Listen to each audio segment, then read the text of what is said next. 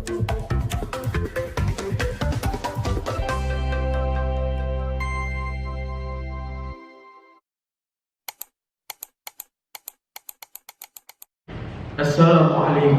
warahmatullahi ta'ala wabarakatuh. Alhamdulillahil ghani sultan wal wadih burhanuh al-maqsud fi wujudihi karamuhu wa ihsanuh. Allahumma shalli shalatan kamilah wa sallim salaman tamman ala sayyidina Muhammad alladhi tanhallu bihi al-'uqad wa tanfariju bihi al-kurab. Allahumma inna na'udzubika min 'ilmin la yanfa' wa min 'amalin la yurfa' wa min nafsin la tashba' wa min du'a'in la yusma' wa min hadhihi al-arba'. Rabbi ighfirli warhamni wajburni warfa'ni warzuqni wahdini wa'afini wa'fu anni amma ba'du. Dan saat ini kita memasuki surat Al-Baqarah ayat 1 sampai 5. A'udzubillahi minasyaitonir rajim.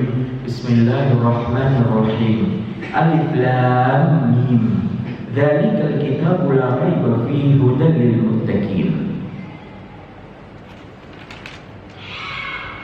Alladzina yu'minuna bil ghaibi wa yuqimuna as-salata wa mimma razaqnahum yunfiqun. Walladzina yu'minuna bima unzila ilayka wa ma unzila min qablik wa bil akhirati hum yuqinun. Ulaika ala hudan min rabbihim wa ulaika humul muflihun. Maka di awal ayat Al-Baqarah Allah meletakkan ayat yang dinamakan dengan Mafatihus Suwar, pembukaan ayat Al-Quran, dinamakan Mafatihus Suwar, pembuka surat. Ya. Di antaranya pembuka surat ini adalah Alif Lam Mim, yang dalam hadisnya Nabi mengatakan tidak aku katakan alif lam mim adalah huruf, tapi alif adalah huruf, lam adalah huruf, mim juga adalah huruf yang tidak ada taunya, tidak ada yang tahu artinya kecuali hanya Allah Subhanahu wa ta'ala. Alif Lam Mim. Kemudian Allah memberikan isyarat. Itu kata Allah. Dzalika, itu Alkitabu adalah Alkitab, nama lain daripada Al-Quran. Beberapa wahyu Allah dinamakan Alkitab. Injil pun dinamakan Alkitab. Dzalikal kitabu, itu adalah kitab. Kitab yang itu kata Allah, maksudnya adalah Al-Quran. La raiba fihi, tidak ada keraguan di dalamnya. Al-Quran ayat dengan ayatnya tidak ada yang meragukan. Allah yang mengatakan kitab itu Al-Quran, la raiba fihi, tidak ada keraguan di dalamnya. Hudan lil muttaqin, petunjuk bagi orang-orang yang bertakwa. Maka kita orang yang bertakwa, seorang mukmin muslim, seharusnya menjadikan Al-Quran menjadi timbangan syariat Islam kita, yang mana hanya dengan Al-Quran kita dapat memutuskan mana yang baik dan mana yang tidak baik. Oleh karena itu Al-Quran disebut juga sebagai Al-Furqan, pemisah antara yang hak dan yang batil. Kita kembalikan semuanya kepada Al-Quran. Tidak ada keraguan di dalam Al-Quran. Bagaimana kita bisa ragu? Allah berfirman, wa in kuntum fi raibim mimma nazzalna ala abdina fa'tu bi suratin bimithlihi. Jika engkau ragu dengan apa yang kami turunkan kepada hamba kami Muhammad, engkau ragu, fa'tu bi suratin bimithlihi, maka buatlah surat semisal satu surat saja daripada Al-Quran. Engkau gak mampu buat surat Al-Quran sendirian, gak mampu. Wad'u syuhada'akum, kata Allah, panggil teman-teman kalian, musyawarah, bikinlah susunan ayat Al-Quran. Musailamah Al-Kadzdzab berani membuat tandingan surat Al-Fil. Al-fil, wa mal fil, wa ma adraka mal fil, lahu udhunun tawil, wa lahu udhunun kabir, wa lahu anfun tawil. Gajah. Apa itu gajah? Tahukah kamu apa itu gajah? Gajah telinganya besar dan hidungnya belalainya panjang. Dia mau nyanyi surat Al-Fil. Alam tara kaifa fa'ala rabbuka bi ashabil fil alam yaj'al kaydahum fi tadlil wa arsala 'alaihim tayran ababil. Tahukah kamu Muhammad apa yang dilakukan Tuhanmu Allah terhadap tentara bergajah? Tidakkah Allah jadikan tipu daya mereka di dalam kesesatan, dan Allah kirim kepada mereka burung-burung ababil yang melempari mereka dengan batu-batu min sijil yang tertulis nama masing-masing mereka, maka faja'alahum ka'asfin ma'kul. Dengan izin Allah, batu-batu tadi menjadikan tentara Abraha bagaikan dedaun yang dimakan ular, hancur habis badannya. Ini kisah luar biasa. Ada satu raja hasut iri dengki dengan Ka'bah rumah Allah, membuat tandingannya di negara Ethiopia Ka'bah palsu bernama Al-Qulais. Kemudian dia berani menyerang Ka'bah dengan membawa gajah yang diharapkan dengan badan gajah tadi menghancurkan daripada dinding-dinding Ka'bah, tapi Allah melindungi Ka'bahnya. Peristiwa luar biasa. Tetapi Musailamah ingin membuat semisal Al-Qur'an yang artinya tidak berisi, tidak perlulah turun wahyu untuk menjelaskan apa itu gajah.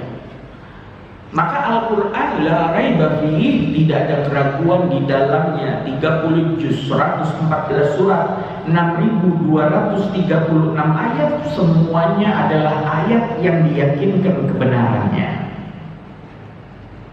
Al-Quran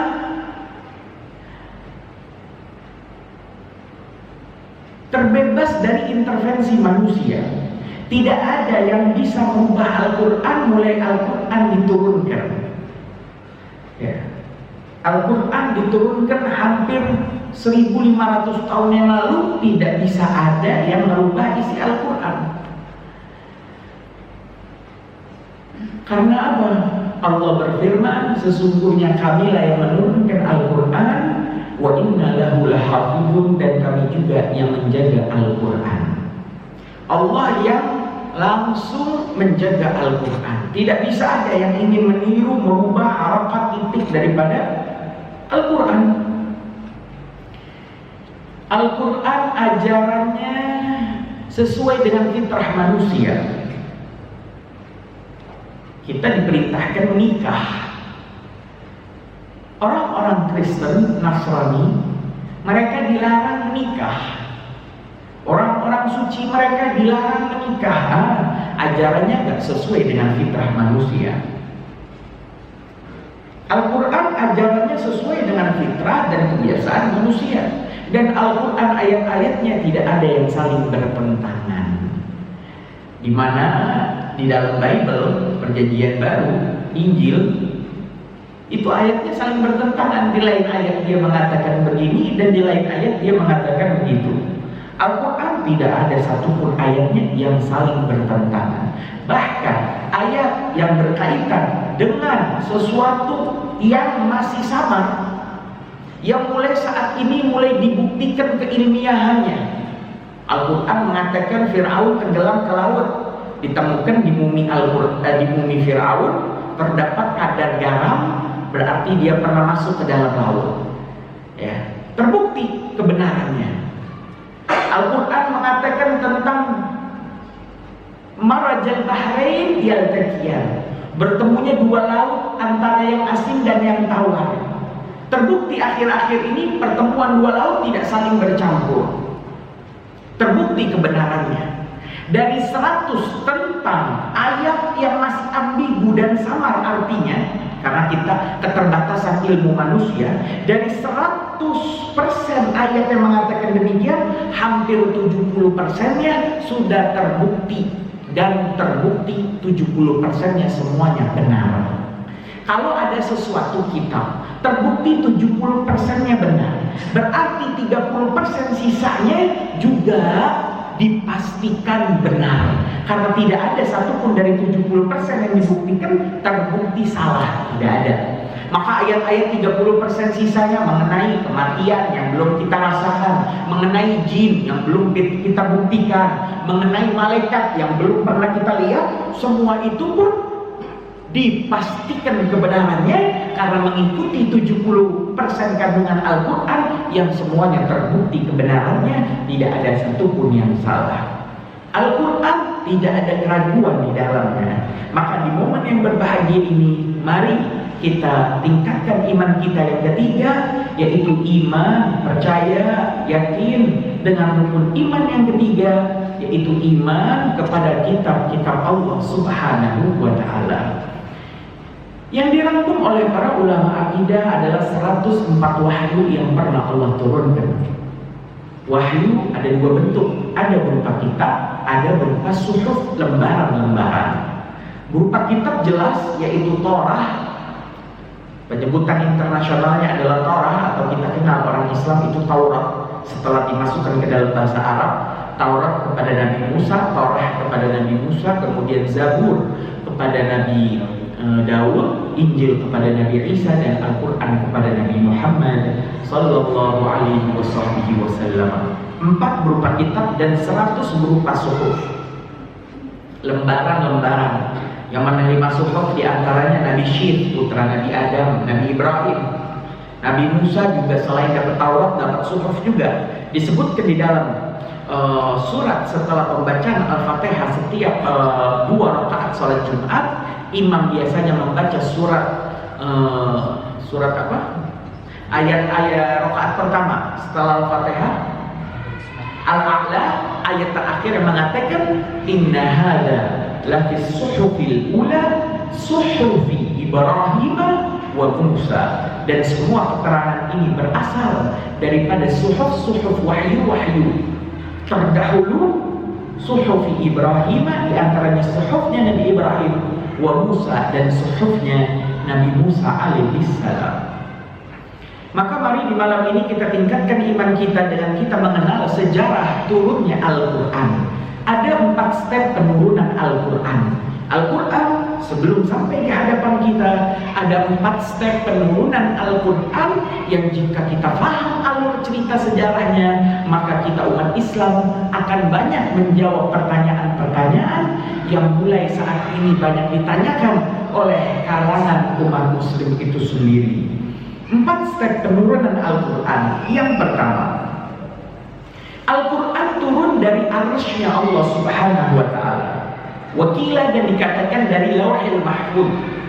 Al-Quran itu turun menembus 7 lapis langit sampai ke langit dunia. Di situ ada bangunan namanya Baitul Izzah. Kalau di langit ke-7 nama bangunannya Baitul Ma'mur, tempat tawaf malaikat. Di langit dunia ini ada namanya Baitul Izzah. Al-Quran step pertama turun dari Lauhil Mahfuz menuju Baitul Izzah. Al-Quran ini turun tepat pada tanggal 17 Ramadan. Mengapa tanggal 17 Ramadan? Ini berkaitan dengan 2 ayat di dalam Al-Quran yang mengatakan sesungguhnya kami turunkan Al-Quran di bulan Ramadan dan kami turunkan Al-Quran di tanggal 17. Allah Subhanahu wa Ta'ala berfirman, Syahrul Ramadan alladzi unzila fihi Al-Quran hudan lin-nasi wa bayyinatin minal huda wal furqan. Bulan Ramadan adalah bulan yang di dalamnya diturunkan Al-Quran sebagai petunjuk dan penjelas kepada umat manusia. Maka Al-Quran turun pada bulan Ramadan. Di mana ayat yang mengatakan Al-Quran turun pada tanggal 17? Allah Subhanahu wa Ta'ala berfirman, sesungguhnya kami turunkan Al-Quran yaumal taqal jam'an. Yauma, pada hari, iltaqa, bertemunya, al-jam'an, 2 kelompok perang. Saat itu terjadi perang Badar antara musyrik Quraisy dengan kaum muslimin. Ya, terjadi perang. Kaum muslimin posisi udah hijrah dari Mekah ke Madinah. Muhajir udah pindah. Di situ ada kaum Ansar dari kaum Aus dan Khazraj bersatu untuk berperang di situ. Sehingga terjadi, singkat kisah, terjadilah peperangan pada perang Badar. Para sahabat sedang berpuasa karena itu bulan Ramadan, dan saat itu terjadi pada tanggal 17 di bulan Ramadan. Ya, jadi Allah mengisyaratkan kami itu menurunkan Al-Quran, proses yang pertama nuzul Quran, harinya itu sama dengan hari bertemunya dua kelompok golongan dalam perang Badar. Sejarah mencatat perang Badar tanggal berapa? Nggak ada khilaf, tanggal 17 di bulan Ramadan. Artinya Al-Quran juga turun pada tanggal 17 di bulan Ramadan.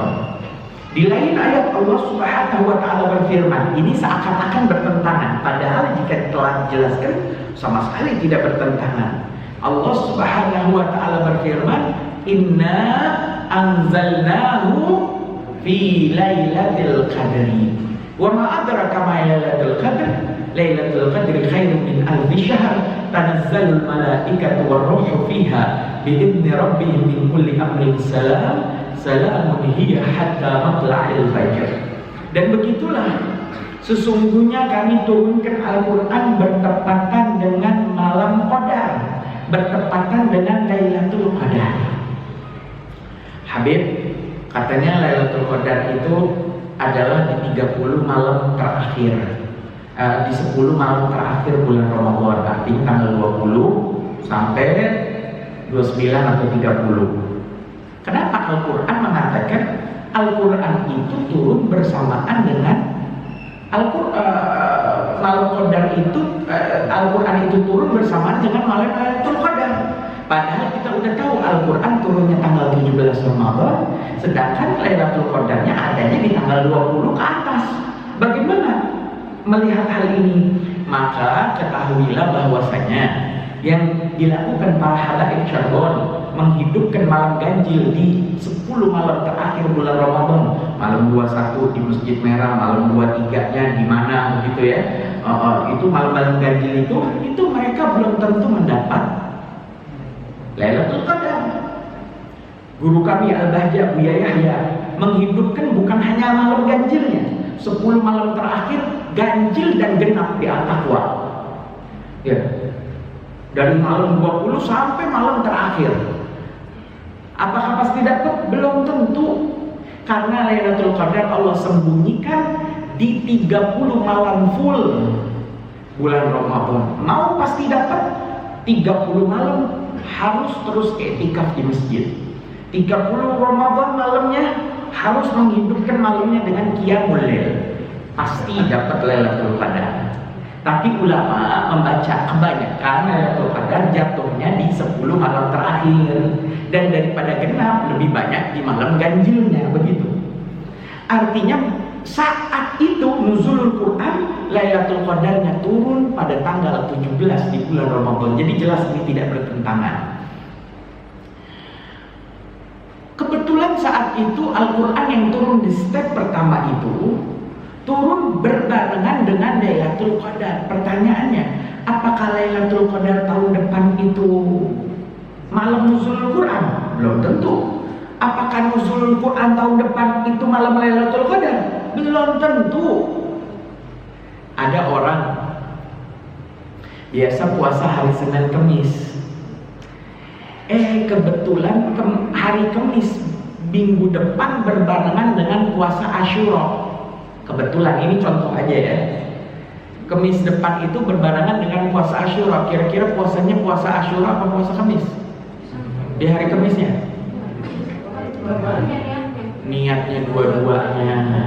Karena sunnah dengan sunnah boleh digabung. Yang nggak boleh niat puasa qadha waktu haid kemarin digabung sama Kemis, digabung sama Asyura, itu baru nggak boleh. Kayak sholat zuhur gabung sama sholat sunnah lainnya nggak boleh. Ya, kalau sunnah dengan sunnah boleh digabung. Pertanyaannya, apakah sekarang Kemis, dia puasa Kemis, dia juga niat puasa Asyura, puasanya sekali. Apakah Kemis depannya itu Asyura? Belum tentu. Apakah Asyura tahun depan hari Kemis? Belum tentu ketepatan. Ya, hari Kamis ini hari Asyura, ketepatan kata Allah, inna anzalnahu fi lailatul qadar. Sesungguhnya kami turunkan Al-Quran dalam proses nuzul Quran step yang pertama itu kebetulan berbarengan dengan Lailatul Qadar. Nanti panjang kita bahas Lailatul Qadar. Jadi Al-Quran itu turun pada tanggal 17 Ramadan. Kemudian dalam proses pertama yang akan kami jelaskan, Al-Quran turunnya hanya semalam saja. Makanya di akhir ayatnya apa? Waruhu fiha bi'idni rabbihim min kulli amrin salamun hiya hatta matla'il fajr. Maka perayaan itu terjadi, perayaan penurunan Al-Quran itu terjadi sampai matla'il fajr, terbitnya fajar sodik di waktu subuh. Artinya semalaman terjadi peristiwa penurunan Al-Quran dari Lauhul Mahfuz ke Baitul Izzah. Al-Quran yang turun pada step pertama langsung 30 juz. Ya, langsung 30 juz dan urut dari Al-Fatihah sampai An-Nas. Proses pertama turunnya urut. Dan turunnya masih versi Al-Quran yang asli. Kita sering kalau mau ngaji Quran ada doanya. Kalamun qadimun la yumallu sama'u. Apa sih artinya? Kalamun adalah firman Allah, qadimun yang maha terdahulu. Bicaraannya Allah tidak ada awalnya. La yumallu sama'u, yang tidak bosan kita mendengarkannya. Maka Al-Quran yang turun itu masih dalam bentuk aslinya. Jangan dibayangkan Al-Quran yang turun malam Lailatul Qadar itu Al-Quran udah di kertas 30 juz begitu turun diantar malaikat. Bukan. Al-Quran yang turun saat itu bila sautin wala harfin, tanpa suara dan tanpa huruf. Bisa nggak Bu kira-kira Al-Quran 30 juz tanpa suara tanpa huruf? Bisa nggak? Bisa dong, versi aslinya begitu. Ya. Zaman sekarang canggih. Al-Quran dimasukin ke dalam flash disk. Ya Bu ya? Ada suaranya? Ya kalau nggak dicolok nggak keluar suaranya. Nggak ada kan? Ada hurufnya. Tapi yakin nggak 30 juz Al-Quran masuk semua ke situ? Yakin ya? Zaman sekarang bisa. Berarti yang turun flash disk belum tentu ya. Jadi Al-Quran yang turun saat itu tanpa suara, tanpa rupa, bila sautin wala harfin. Yang nganter bukan hanya malaikat Jibril, yang nganter ribuan malaikat. Dalam ayatnya dikatakan tanazzalul malaikatu warruhu fiha. Tanazzal itu kayak hujan. Hujan itu turun deras, gak berhenti-berhenti. Maka para malaikat kata Allah mengantar proses Al-Quran turunnya yang pertama itu, rombongan malaikat turun lagi, terus para malaikat berruh dan para ruh minasyuhada'i wassalihin wa hasuna ulaika rafiqa.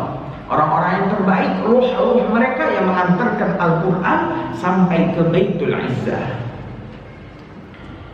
Kemudian proses yang pertama ini sejarah mencatat dikenal dengan nama Nuzulul Quran. Jadi kita umat Islam jangan bingung. Kalau Nuzul Quran itu prosesnya ya 17 Ramadan.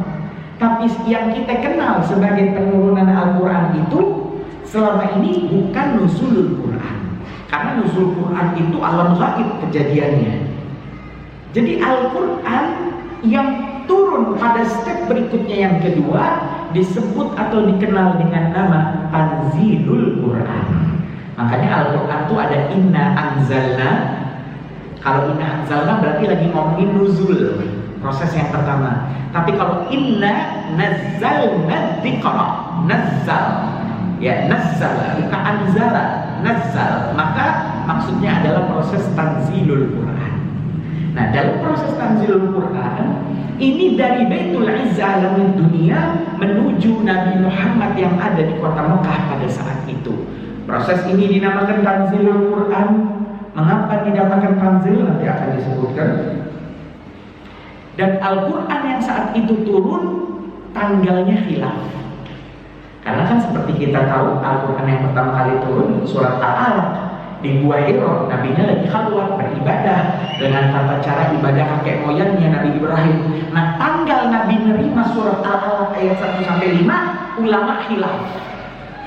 Ya, jangan dibayangkan oh Nabi di Gua Hira datang malaikat Jibril pas 17 Ramadan. Bukan, beda cerita nih. 17 Ramadan mah dinuzul, ditanzil tanggalnya khilaf kata para ulama. Dan Al-Quran yang turun itu nggak langsung 30 juz. Nabi waktu di Gua Hira nerima Quran itu, ya.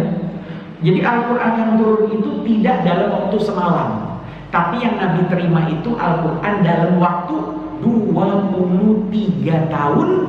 3 tahun di Mekah dakwah sembunyi dari umur 40 sampai 43, dilanjut 10 tahun dakwah terang-terangan dari 43 sampai 53, kemudian hijrah ke Madinah dari 53 sampai 63, 10 tahun dakwah terang-terangan di Madinah di Yathrib. 23 tahun Al-Quran itu turun, dan turunnya tidak langsung 30 juz, tapi 5 ayat, 5 ayat. Al-Quran turunnya sedikit-sedikit. Para ulama akidah mengatakan, kenapa Al-Quran itu turunnya sedikit-sedikit? Karena biar gampang dihafalkan dan gampang diamalkan. Ya, bahkan setelah Al-Alaq ini turun, Al-Alaq ayatnya berapa, Bu? 19 sampai wasjud waqtarib. 19 itu 1 sampai 19. Apakah dilanjut? Ternyata tidak. Setelah Al-Alaq ayat 1-5 Nabi terima di Gua Hira, Nabi pulang di rumah Siti Khadijah nerima lagi surat lain, yaitu surat Al-Mudaththir ayat 1-5. Nanti dijelaskan di sini ya. Kemudian Al-Quran itu turunnya tidak urut. Kalau urut dilanjut dong surat Al-Alaqnya. Tetapi tidak urut turunnya. Al-Quran di setiap tanzilul Quran ini sesuai dengan asbabun nuzul. Apa itu asbabun nuzul? Asbabun nuzul adalah peristiwa-peristiwa penting yang menjadi jawaban, peristiwa-peristiwa penting yang menjadi penyebab turunnya Al-Quran. Bertanya tentang urusan ruh, qul, katakanlah Muhammad, itu urusan Tuhanmu Allah. Ada yang nanya lagi, yas'alunaka anil mahid, yas'alunaka anil ahillah. Oh, yang ditanya macam-macam. Maka Nabi yang jawab langsung Allah, wahyu dari Allah Subhanahu wa Ta'ala. Dan jawabannya sudah ada di mana? Di Baitul Izzah dari dunia. Inilah yang namanya pengetahuan Allah mendahului apa yang dilakukan manusia. Manusia belum melakukan, Allah udah punya jawabannya, udah standby. Ribuan tahun di langit dunia Al-Quran. Al-Quran turun sesuai asbabun nuzul. Begitupun hadis ada namanya asbabul wurud. Kita tuh kalau baca hadis, kitab hadis, ya biar tahu maksud hadis ini apa. Karena yang namanya hadis Al-Quran bisa dimaksudkan dan ditafsirkan beda-beda. Maka kita harus melihat latar belakang ceritanya. Kok bisa hadis ini muncul? Kok bisa ayat ini muncul? Nah, ada ceritanya panjang di situ. Baru kita paham maksud darinya. Ya, makanya paling nikmat itu kita ngikut madhab, imam madhab. Kalau udah ngikut imam madhab, kita tinggal makan. Kenapa? Karena udah diolah, hadisnya udah diolah, udah jadi menu yang luar biasa. Kita tinggal konsumsi aja. Capek dong kalau kita nanam beras sendiri, Pak. Ya, nanam beras sendiri, metik sendiri, akhirnya meninggal dulu. Ya, ma'asyiral muslimin rahimakumullah. Jadi tadi Al-Quran turunnya tidak urut, ya. Dan yang turun juga tanpa suara dan tanpa rupa. Jangan dibayangin malaikat Jibril itu kayak ngomong kita ke orang lain, ya, Muhammad Iqra, bukan gitu. Dalam satu riwayat Siti Aisyah, beliau mengatakan, aku ketika melihat Rasulullah itu sedang menerima wahyu, aku dengar suara wahyu itu. Suaranya bagaikan suara kepakan sayap lebah. Tahu lebah, Pak? Ada sayapnya kan? Terbang. Tahu ya suaranya? Gitu ya. Kata Siti Aisyah, ketika aku melihat Rasulullah itu sedang menerima wahyu, aku dengar wahyu itu suaranya bagaikan suara kepakan suara lebah. Ada sahabat lain mengatakan, aku dengar bagaikan lonceng yang berdering, bagaikan lonceng yang berdenting. Ada satu sahabat lagi, jadi suaranya itu bukan suara yang tanpa suara yang dengan huruf, tapi tanpa suara, tanpa huruf. Dan begitulah Nabi Muhammad faham maksudnya, barulah nanti dari mulut Nabi Muhammad, karena Nabi Muhammadnya orang Arab, keluar firman Allahnya dengan berbahasa Arab. Dan dari mulut Nabi yang mulia ini keluar 3 jenis Bapak Ibu. Ada keluar Al-Quran, ada hadis qudsi, ada hadis nabawi. Kalau Al-Quran isi makna dan juga lafaznya dari Allah. Wa ma yantiqu 'anil hawa in huwa illa wahyun yuha. Isi makna dan lafaznya dari Allah. Nabi hanya menyampaikan. Kalau hadis qudsi, isi maknanya dari Allah, lafaznya dari diri baginda Nabi, keluar dari mulut Nabi yang mulia. Hadis nabawi, isi makna dan juga lafaznya adalah dari diri Nabi Muhammad SAW lewat mulut Nabi Muhammad yang mulia. Makanya di awal-awal dakwah Nabi memerintahkan para sahabatnya jangan menulis hadis. Kalau mau nulis Quran aja. Makanya sahabat ada yang nulis di atas tulang, ditulis di atas kulit hewan, ditulis di atas batu, ditulis, nyebar tuh Quran di rumah sahabat. Ya. Hadis nggak ada yang ditulis, kenapa? Takut tercampur antara Quran dan hadis. Barulah nanti di zaman Sayyidina Abu Bakar dikumpulkan naskah-naskah itu. Ya. Ada kertas nggak zaman Nabi Pak? Ada. Kertas bukan hanya zaman Nabi, zaman Fir'aun kertas sudah ada. Zaman Nabi Musa, kertas tertua dalam kerajaan yang dipimpin oleh Fir'aun namanya Papyrus. Kertas Papyrus. Kertas itu mahal zaman itu, makanya para sahabat di Mekah nggak ada yang nulis pakai kertas. Kenapa? Karena mahal. Hanya perjanjian pengasingan keluarga Bani Muthalib dan Bani Hashim saja yang akhirnya ditulis di atas kertas dan berlaku selama 3 tahun, yang akhirnya nanti kertasnya dimakan rayap. Artinya kertas sudah ada zaman Nabi. Ke pembahasan kita, Al-Quran itu dikumpulkan di zaman Sayyidina Abu Bakar, baru nanti di zaman Sayyidina Utsman ditulis ulang, dan kumpulan kertas tadi dinamakan Mushaf Utsmani. Mushafnya Sayyidina Utsman nanti akan dijelaskan pada pertemuan berikutnya. Kemudian Al-Quran yang turun di step pertama ini bukan hanya tanpa suara dan tanpa rupa dan tidak urut serta sedikit demi sedikit, tapi yang mengantarnya juga hanyalah satu malaikat, yaitu malaikat Jibril. Hanya malaikat Jibril saja yang mengantarkan Al-Quran kepada Nabi Muhammad SAW. Nabi Muhammad nggak pernah melihat wujud malaikat Jibril kecuali hanya 2 kali wujud asli. Karena malaikat Jibril itu kapan datang ke Nabi nyamar jadi manusia. Yang paling ganteng pada saat itu sahabat Nabi bernama Dihya Al-Kalbi. Malaikat Jibril nyamar jadi Dihya Al-Kalbi. Kemudian menyampaikan wahyu. Dalam hadis Jibril yang sangat panjang, para Sayyidina Umar menceritakan tiba-tiba muncul intala alaina rajul, tiba-tiba muncul satu manusia. Itulah dia malaikat Jibril yang menyamar menjadi Dihya Al-Kalbi. Nabi pernah melihat wujud asli malaikat Jibril terbuat dari cahaya, sayapnya membentang dari barat ke timur, kakinya menembus 7 lapis bumi, dan kepalanya ada di atas 7 lapis langit. Dan Nabi ketika melihatnya, Nabi langsung pingsan. Makanya malaikat Jibril ketika mendatangi Nabi selalu dalam bentuk berupa wujud manusia. Nanti akan kita bahas tentang rukun iman kepada malaikat. Siapa sih malaikat? Di antaranya malaikat terbuat dari cahaya dan dapat berubah bentuk dengan yang indah-indah saja. Malaikat nggak bisa jadi anjing, nggak bisa jadi ular. Itu jin yang bisa, malaikat nggak bisa. Kemudian selanjutnya peristiwa dalam step yang kedua ini dinamakan Tanzilul Quran. Nah, tadi telah kami jelaskan ada 4 step penurunan Al-Quran. Pada pertemuan ini secara singkat saja kami jelaskan 2 step penurunan Al-Quran. Nanti sebagaimana Al-Quran setelah ada diri-diri Nabi, bagaimana Al-Quran itu turun dari Nabi Muhammad menuju manusia atau para sahabatnya, dan setelah ada di diri manusia Al-Quran itu sebagaimana yang ada di hadapan kita, tinggal tugas kita penurunan step Al-Quran yang keempat, yaitu turunnya Al-Quran dari tulisan kertas ini ke dalam hati kita sehingga dapat kita amalkan dalam kehidupan sehari-hari. Mungkin sekian saja. Cukup ya? Ada ya? Ya, bismillahirrahmanirrahim. Alhamdulillahirabbil alamin. Allahumma shalli ala sayyidina Muhammad wa ala ali sayyidina Muhammad.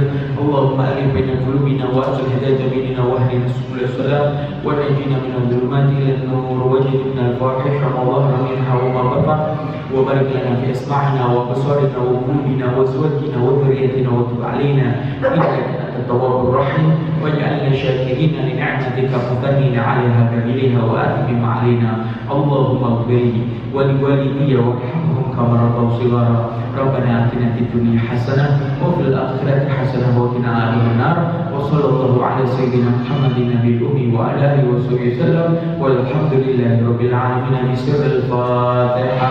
أعوذ بالله من الشيطان الحمد لله